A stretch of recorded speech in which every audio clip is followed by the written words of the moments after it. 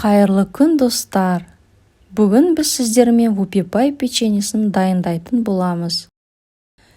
Терең ыдысқа бір жұмыртқаны жарып, 100 грамм қант, шым-шым тұз қосып жақсылап араластырамыз.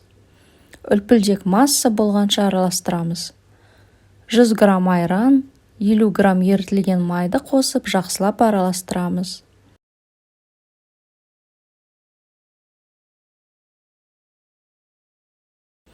Ұнды еліктен өткіземіз. Какао, ас содасы, қопсытқышты қосамыз.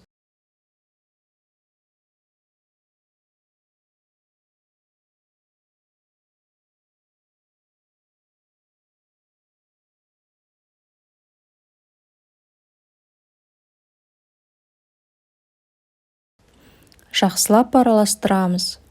Дайын қамырды 20-30 минутқа тоңазытқышқа саламыз. Біздің массамыз қою болу керек.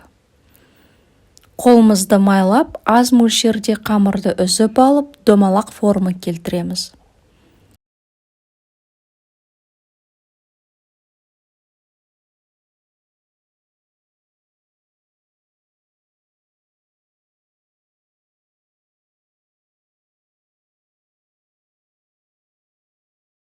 Духовкада 170 градус температурада 15 минут пісіреміз.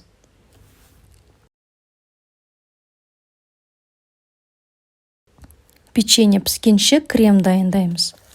Терең ыдысқа ірімшік, қаймақ, сахарный пудра қосып миксермен 3-4 минут араластырамыз.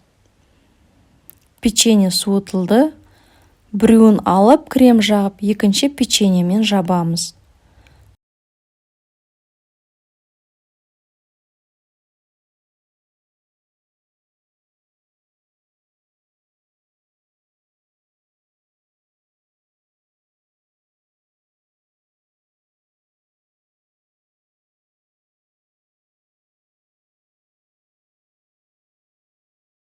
Вупипай печеньесі дайын.